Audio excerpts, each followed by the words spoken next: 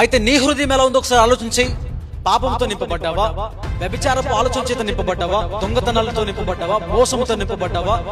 ఈ లోకపు దౌర్భాగ్యపు కార్యాలన్నీ నీ హృదయంలో పెట్టుకొని ఏ రీతిగా ఆ సర్వశక్తుడైనటువంటి దేవుడు నీ హృదయంలో నివసించాలని కోరుకుంటున్నావు? అది ఎలా సాధ్యం? How is it possible? వాక్యంలో రాయబడింది కొరింథీయులకు రాసినటువంటి 2వ పత్రిక 6వ అధ్యాయము 18వ వచనంలో, అయితే దేవుడు ఇలాగూ సెలవిచ్చున్నాడు, నేను వారిలో నివసించి సంచరింతును. అయితే నేను వారిలో నివసించి సంచరించాలంటే గాని they need to be separated from the worldly pleasures.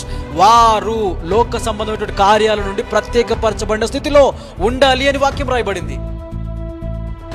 Have you been separated?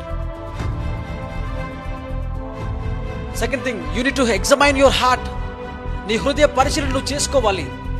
దేవుని బిడ్డ ఆలోచించాయి. దావీదు తన హృదయ పరిశీలన చేసినట్టుగా వాక్యంలో రాయబడింది. ఆయన తన హృదయ పరిశీలన చేసుకొని ప్రభు పాదాలు పట్టుకొని తన పాపమును బట్టి మొరపెట్టినాడు కాబట్టి still he could able to continue his legacy. ఆయన రాజ్య పరిపాలన ఇంకా కొనసాగింపబడినది. ఇంకా నువ్వు దేవునికి హృదయానుసారుడిగా మార్చబడ్డాడు.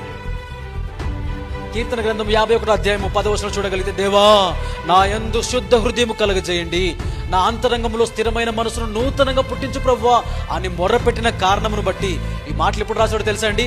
బెత్షెబతో పాపము చేసి నాతాను ప్రవక్త తన ఇంటికి వచ్చి హెచ్చరించిన తర్వాత బుద్ధి తెచ్చుకొని దేవుని సన్నిధిలో మొరపెట్టినాడు.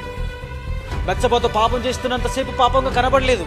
అంతేకాకుండా తన భర్త అయినటువంటి ఊరియాను సైన్యంలో ముందు పెట్టి అమ్మోనీయుల చేత కత్తివాత పట్టించి చంపించేసిన తర్వాత కూడా ఇశ్రాయేలు ప్రజలందరినీ ఇలాగ నమ్మించాడు. ఎలాగ తెలుసా?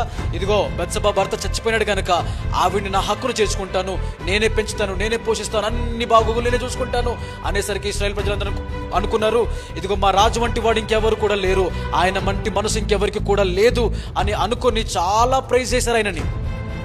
కానీ సర్వశక్తుడైనటువంటి దేవుని కళ్ళు నేను కప్పేశాను అన్నటువంటి ఆలోచన దావీదుకు లేకుండా పోయింది. ప్రవక్త అయిన నాతాను వచ్చి చెప్పేంత వరకు తన కన్నులు తెరవబడలే. సర్వశక్తుడైనటువంటి దేవునికి రహస్యమైనది ఏది కూడా లేదని సంగతి మర్చిపోయినాడు దావీదు. ఆలోచన చేసి పరిశీలన చేసుకుని తిరిగి ప్రభు పాదాలు పట్టుకున్నాడు కనుక కృప పొందుకున్నాడు. ఇది నన్ను ఏ స్థితిలో నువ్వు ఉన్నావో నాకైతే తెలియదు దేవుని బిడ్డ. నీతో దేవుడు మాట్లాడుతూ ఉన్నాడు.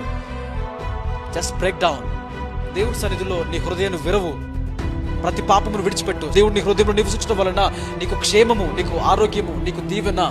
ఆ దేవునికి నివాస స్థలముగా నీ దేహమే దేవుని ఆలయమని నీ వెరగవా అని కొరింథీయులకు రాసిన పత్రికలో మనం చూడగలుగుతూ ఉంటాం.